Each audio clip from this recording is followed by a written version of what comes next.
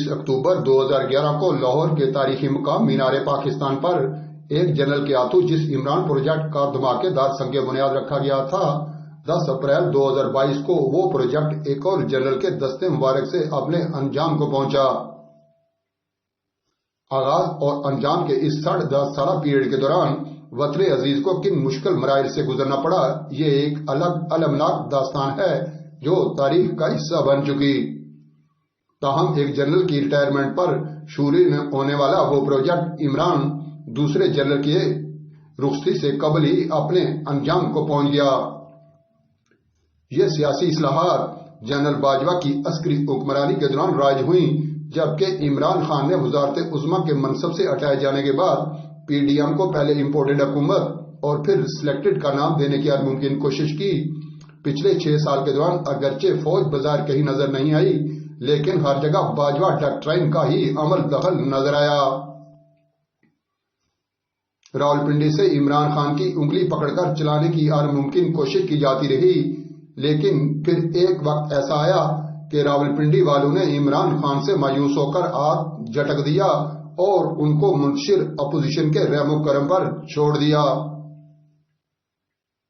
اس کمزور لیکن دانا اپوزیشن نے دنوں میں عمران خان کو دن میں تارے دکھا دیے اور ان کی حکومت کو گھر بھیج دیا۔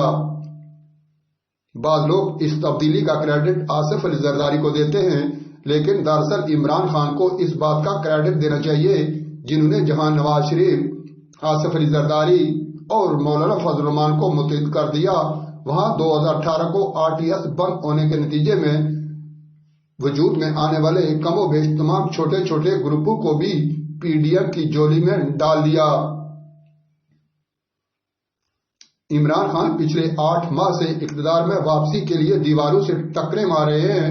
بظاہر پورے ملک میں ان کی مقبولیت کا ڈھنڈورا پیٹا جا رہا ہے، مگر وہ مختلف سیاسی موضوع پر شکست کے باوجود اپنی ناکامی کا اعتراف کرنے کو تیار نہیں۔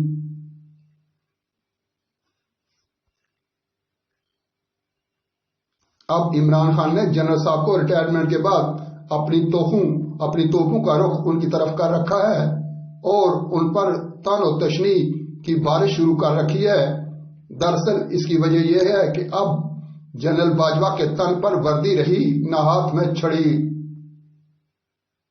ہائبرڈ رجیم سے مراد ملک میں عملاً 2 حکومتیں تھیں، ایک حکومت اسلام آباد سے چلائی جا رہی تھی، جبکہ دوسری راولپنڈی سے اسلام آباد کی حکومت کو کنٹرول کر رہی تھی۔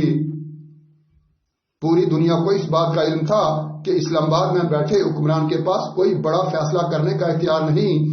دنیا بھر سے فرد اکٹھے کرنے کے لیے جنرل باجوہ بے نفس نفیس خود دورے کرتے رہے اور حکومت کو مضبوط کرنے کے لیے اور چلانے کے لیے پیچھے بیٹھ کر ہر وہ کام کرتے رہے جن کی آئین اجازت نہیں دیتا۔ جنرل باجوہ کے دور میں اس تاثر کو تقویت ملی کہ اسلام آباد کی حکومت کی حیثیت ایک کٹھ پتلی کی سی ہے۔ باجوہ ڈاکٹرائن ایک متنازع فلسفہ حکمرانی تھا جس کا مقصد مارشل لا لگائے بغیر پورے جمہوری نظام کو اپنی گرفت میں رکھنا تھا۔ بظاہر آئین اور جمہوریت کی حکمرانی کا ڈنڈورا پیٹا جاتا رہا، لیکن دراصل یہ ایک ملفوف امریت تھی۔ جب عمران نے وزیر اعظم بننے کی کوشش کی تو اس کی بساکیاں کھینچ لی گئیں۔ سیاسی حلقوں میں یہ بات کھلے عام کہی جا رہی ہے کہ عمران خان نے آرمی چیف کی تقرری پر جو چیخو پکار شروع کر رکھی تھی، اس کا مقصد جنرل عاصم منیر، جن کا نام سینیارٹی لسٹ میں سب سے اوپر تھا، کو 27 نومبر 2022 کو ریٹائر کروا کر کسی اور کے لیے گنجائش پیدا کرنا تھا۔ انہوں نے تو جنرل باجوہ کو آئندہ انتخابات تک آرمی چیف بنائے رکھنے کی تجویز پیش کر کے سرپرائز بھی دیا تھا۔ اب وہی عمران خان یہ کہہ رہے ہیں کہ انہوں نے جنرل باجوہ کو ایکسٹینشن دے کر غلطی کی تھی۔ دلچسپ امر یہ ہے کہ جنرل باجوہ کے ایک قریبی رشتہ دار اور ریٹائرڈ جنرل جن کا نواز شریف سے جنرل باجوہ کی آرمی چیف کی حیثیت سے تقرری اور ایکسٹینشن تک مسلسل رابطہ رہا، نے جنرل باجوہ کو عام انتخابات کے انعقاد تک مزید ایکسٹینشن دلوانے کے لیے لندن میں ڈیرے ڈالے رکھے۔ لیکن نواز شریف جو 2017 میں ایک آرمی چیف کو ایکسٹینشن نہ دینے کے جرم کی میں اقتدار سے ہاتھ دھو بیٹھے تھے، اصولی طور پر ایکسٹینشن کے خلاف ہیں۔ جنرل باجوہ کی مدت ملازمت مزید 1 سال بڑھانے پر آمادہ نہ ہوئے، لہذا وہ شخصیت لندن سے نامراد لوٹی۔ جب دباؤ بڑھا تو نواز شریف اپنی فیملی کو لے کر یورپ کے دورے پر چلے گئے۔ شہباز شریف کورونا کی وجہ سے کچھ دنوں گوشہ نشین ہو گئے، لہذا مزید ایکسٹینشن کی بیل منڈے نہ چڑھ سکی۔ یہ نواز شریف ہی تھے جنہوں نے سینیارٹی لسٹ پر کوئی کمپرومائز نہ کرنے کا دو ٹوک پیغام دیا تھا اور یہ بھی کہہ دیا تھا کہ اس کے نتیجے میں پی ڈی ایم کی حکومت جاتی ہے تو بے شک چلی جائے، لیکن سینیارٹی لسٹ میں کوئی رد و بدل کیے بغیر سینئر ترین جرنیل کو ہی پاکستان کا سپہ سالار بنایا جائے۔ نواز شریف کی ہارڈ لائن کی وجہ سے سینیارٹی لسٹ تبدیل کی جا سکی اور نہ ہی جنرل باجوہ کی خواہش کو پذیرائی ملی۔